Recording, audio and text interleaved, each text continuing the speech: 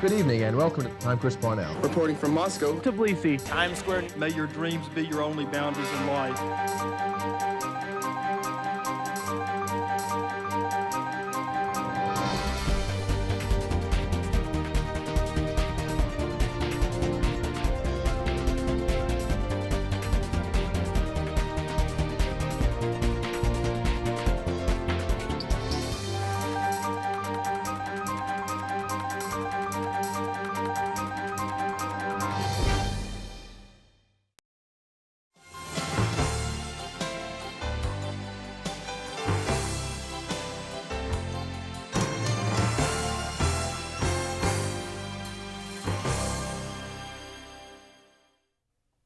Welcome to Let's Talk Money.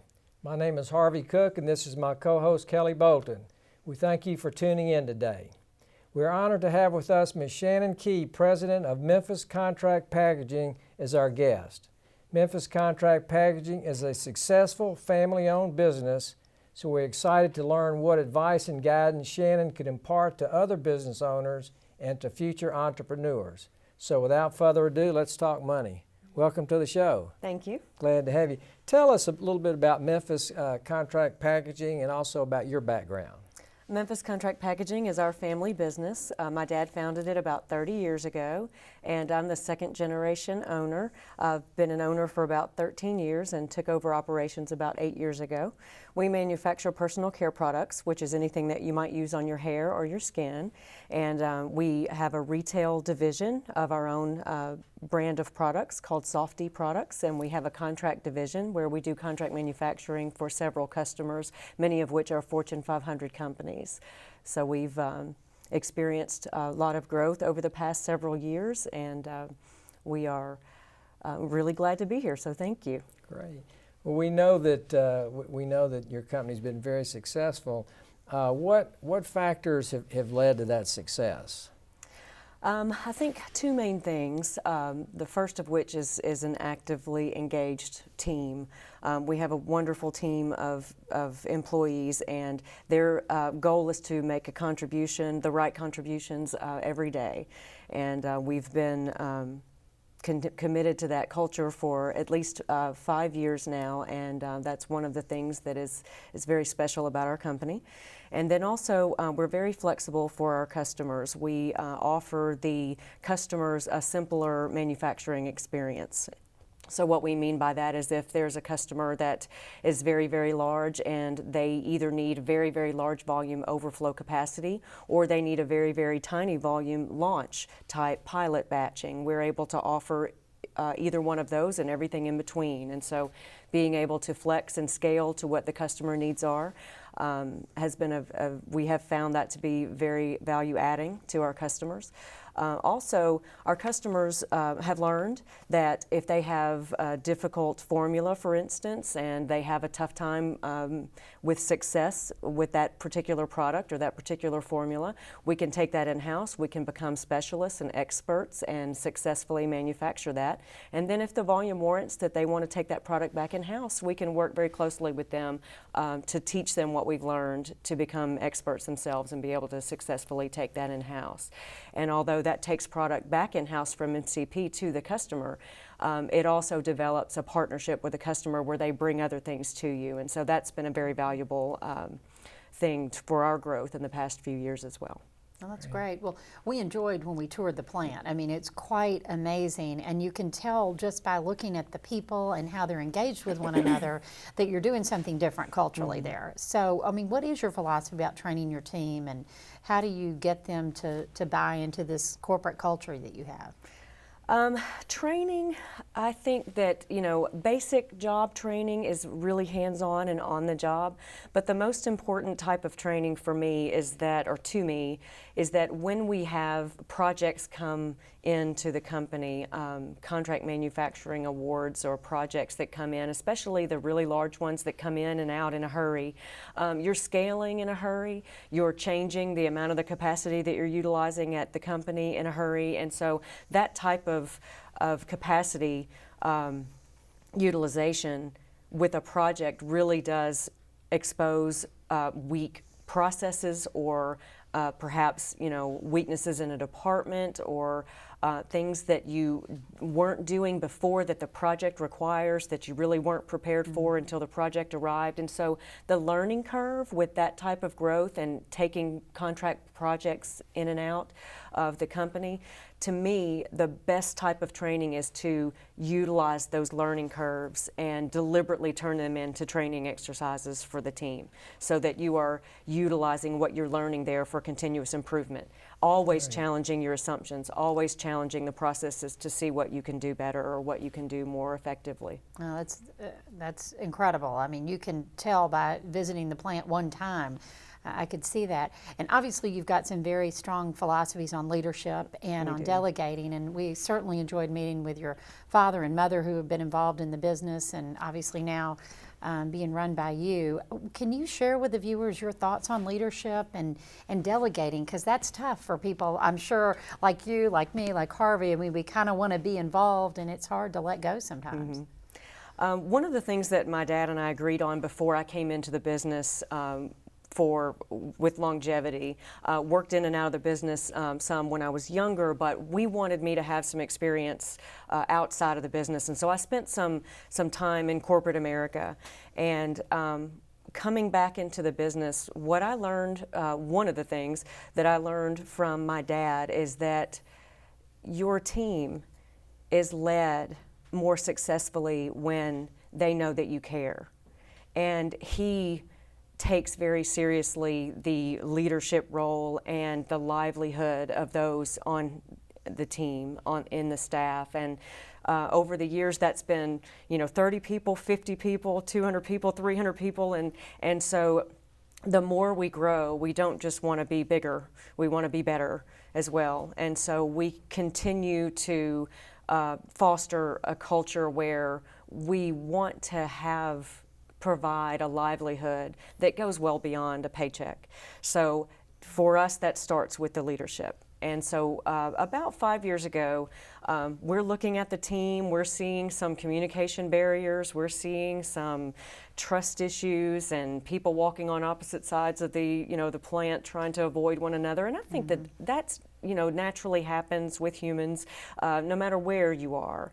But we wanted to address those things. We wanted to address those things and to work together better and to have a culture that was better. We just took a deliberate stab at what are we going to do about it.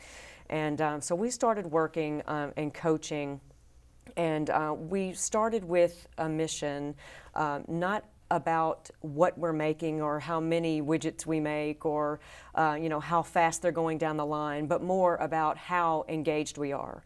Not just to be engaged, but to be actively engaged so that there's not the tendency to be disengaged.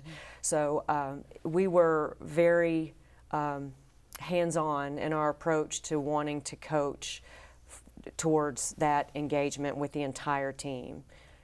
So we have been coaching that culture for about 5 years, and the best way to learn something is to teach it. And so not only did we start coaching, now our management staff is also coaching their team, our teams. And so that has just been a very successful way to change the culture there. Shannon, that's some great messages in what you just said about leadership. Very refreshing. Amazing. We're going to take a short break, and when we come back, we'll resume this conversation.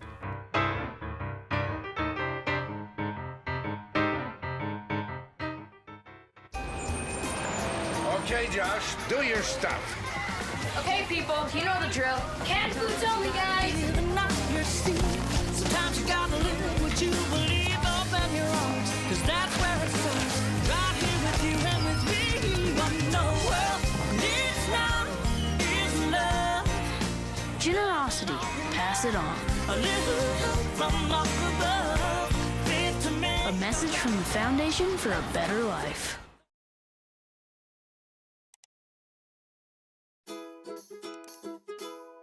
GHS-TV has a new website. You can now view any of our shows on our new media pages. Or check out the latest Wake Up Germantown or Red Devil postgame.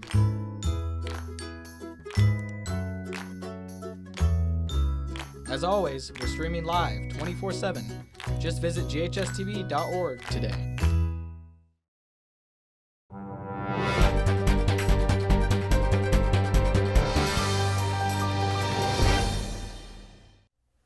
Welcome back to Let's Talk Money. If you're just tuning in, I'm Kelly Bolton, and this is my co-host, Harvey Cook.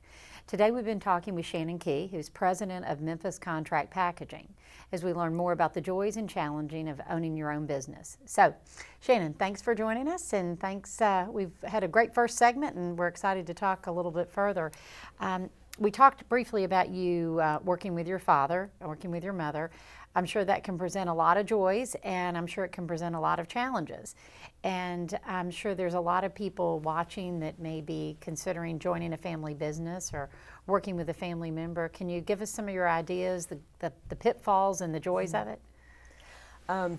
Over the years, Dad and I have talked a lot about making some deliberate choices to make sure that we have a healthy environment, a healthy relationship between us. And I think starting with the challenges, because it's a good segue into the rewards, I think the biggest challenge in a family business is that you're still working together. Just like if you were working with a non-family member, only family members tend to be, you know, the family unit, you love each other unconditionally. And with unconditional, sometimes you have a tendency to take for granted or take advantage of the fact that you can basically treat each other with just basically any kind of behavior that comes along. So when you're in a stressful situation, which happens in the workplace sometimes, or you're facing challenges, or maybe your approach is different than the other party, that unconditional, we know everything about each other, good, bad, and ugly situation sometimes can just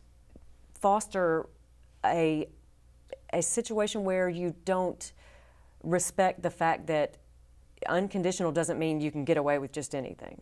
So I think after learning the hard way many times over this many years that creates the environment that you don't want, then you start to make deliberate decisions and to talk about those things. Let's approach this in a different way, or, you know, Dad and I are very different. There are some things about us that are a lot alike, but the ways that we're different is mainly in our approach to things, approach to challenges, approach to employee relations, approaches to projects that come along, or opportunities or challenges that come along. And so we have to deliberately choose to look at those differences and appreciate what contribution they have and how that complements one another, as opposed to you're right and I'm wrong, or I'm right and you're wrong.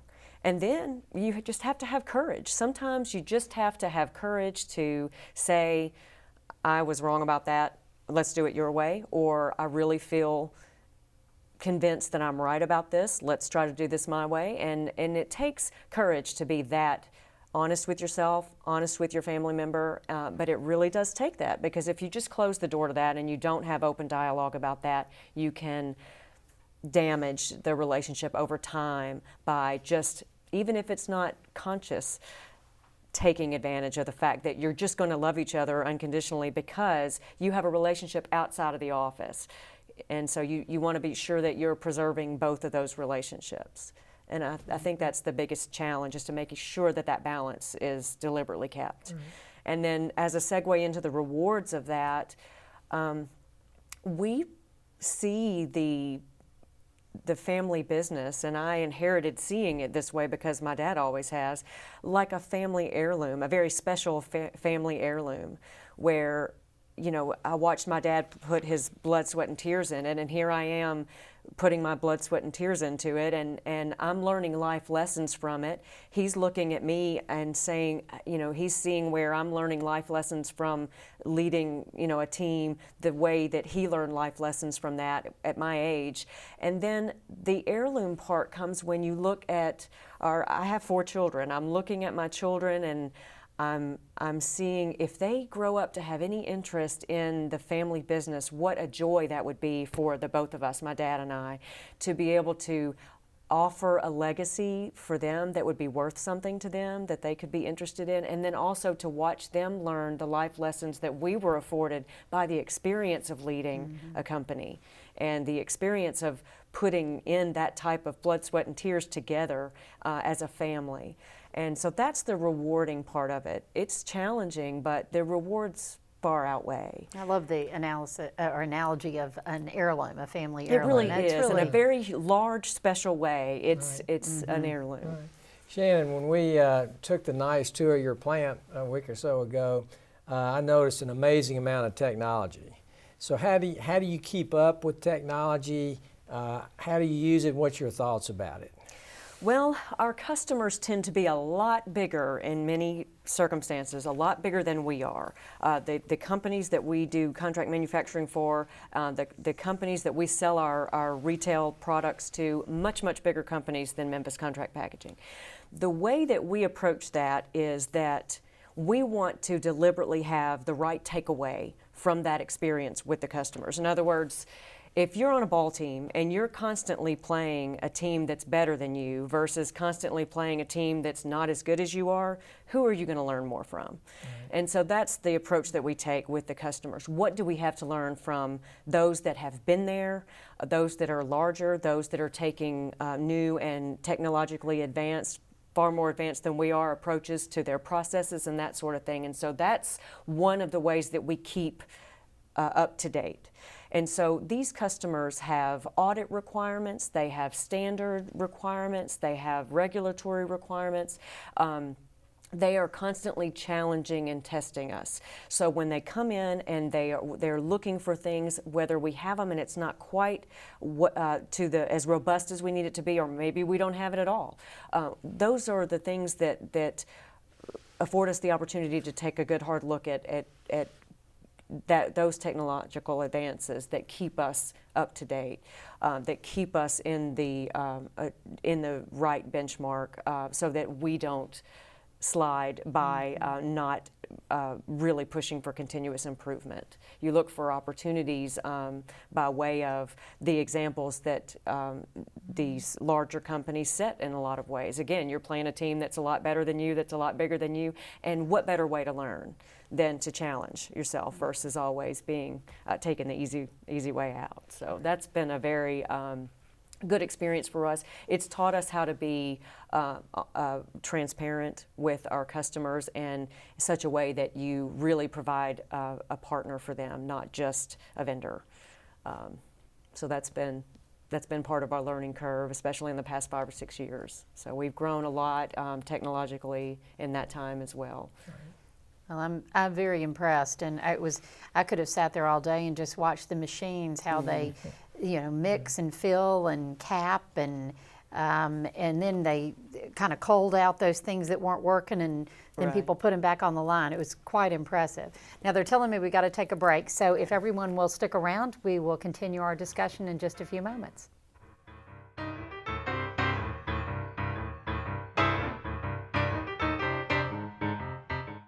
I see trees of green, red roses too. I see them bloom for me and you, and I think to myself, what a wonderful world.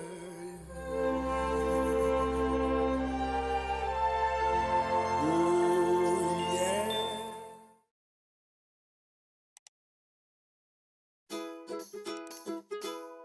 GHS-TV has a new website. You can now view any of our shows on our new media pages. Or check out the latest Wake Up Germantown or Red Devil postgame.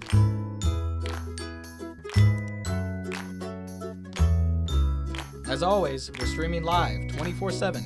Just visit ghstv.org today.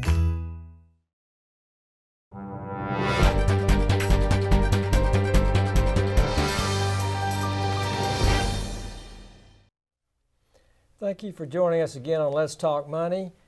Today we're honored to have Shannon Key, who's president of Memphis Contract Packaging, as she shares more about running a family business and the skills needed for success. Shannon, I know that you and your family work very hard, and I also know that you play very hard, which is a great thing. Tell us about balancing the work ethic with the play, and so that you're sort of a more rounded person. I think for me, it's all about contribution. I think contribution in multiple areas takes a lot of deliberate work and commitment. And I think when I ask myself, what would my definition of success be, my personal success? Certainly the family business is of utmost importance to me. Certainly my family, my husband and my children are of utmost importance to me. And I think that being able to contribute to both, I have a tendency to want to seize an opportunity or fix a problem just as fast as it can happen and be on to the next thing. And I have a lot of impatience about that. And I have to step back and remember that, Rome wasn't built in a day, and success is not about an overnight masterpiece. It's more about brick by brick, day in and day out, that builds months and builds years. And if you are committed to a daily contribution of active engagement at work, where you are making a deliberate contribution daily, and you are making a deliberate contribution of yourself daily with your family, then I think over the years that the fostering of the benefit of your contribution at the workplace and the benefit of your contribution in the family and at home will take care of themselves. But it takes daily deliberate energy and daily deliberate commitment to do that, so that months and weeks don't go by when you're so busy with one that you completely neglect the other, and vice versa. It's easy for that to happen. So you have to just be careful looking at, what am I doing by the day, because those days add up to weeks and those weeks add up to months. And I think that's the way that it has to happen.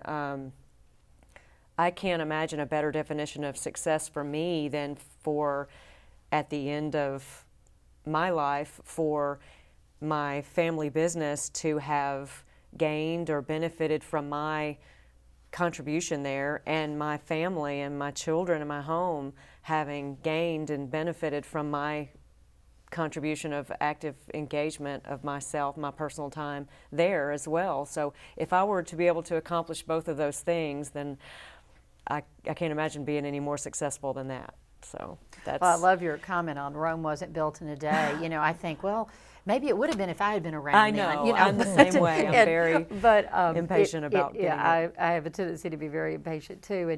And when you talk about this, one building block at a time, which does build a much stronger foundation, it's got to be also a little challenging to not look at how you want to grow your customer base and retain your customer base, and not get overwhelmed with, I'm going to go from here and I'm doubling it next year, instead of I'm going to have controlled growth over time that I can then retain.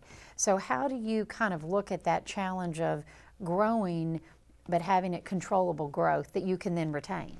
Well, I think I would be more apt to take on projects because they're there and they're exciting, and you want to take these projects on, and you want to tackle these things. And what I learned, one of the things the very valuable things that I learned from my dad, is I watched him insist on that deliberate growth, grounded, foundational growth that wasn't seizing every opportunity, but looking at every opportunity as to whether it was a real opportunity and worth seizing, or if it was an opportunity that was dangling out there, but it wasn't in the best interest of the company in the long run. And his mature, deliberate approach to taking on new business over the years and keeping the company debt-free or at a debt level that made sense in the long run, versus just taking on as much business as fast as you can and experiencing this impressive growth that wouldn't have made the foundation what it is 30 years in. So that patience that he exhibited over the years, committed to a deliberate growth pattern was such a good example for me, because I'm kind of, I have a tendency to want to grab and tackle and move on to the next thing, and that's not necessarily in the best interests of the company in the long run. So he's taught me to be more patient and to be more deliberate in looking at the opportunities to see if they really are opportunities or if they're just really pretty at the time. And that's been an important lesson for me. That's, I think you need to write a book. Shannon, hopefully we have a lot of young people watching the show, maybe even some students. Do you have any advice for them when they go to start looking for a job, how to make themselves more attractive to an employer? I think that when young people are looking for work and they're, educating themselves either by a trade or, a degree, what they need to remind themselves of is that everything that they learn in a textbook is not necessarily going to just apply to a job, not that directly. What education and training does is, more than the applicable implication sometimes, is the commitment to something that takes up time and exhibits that you can stick with something long enough to see it to fruition. And I think that once you've experienced that type of training or education or job prepare where you're getting ready or certified for something, and then you go in front of an employer, you can't just rely on the fact that you have that certification or you have that degree. What the employer is looking for is, where can you add value in my company? What can you bring to the table in terms of contribution? Can you give me examples of active engagement in your life? Not just what you studied, but in other areas as well. And I think that employers grasp onto that type of person, that they can see values, engagement, and can identify in themselves what they have to offer a company in terms of value add. That's very true, and I think people get caught up in what that degree is or what their experience is in a particular field, and not what they bring to the table as life. We unfortunately we've run out of time. Once again, we want to thank our guest Shannon Key for joining us today. We hope future business owners have been inspired by our discussion, and we hope you will join us again next month on Let's Talk Money.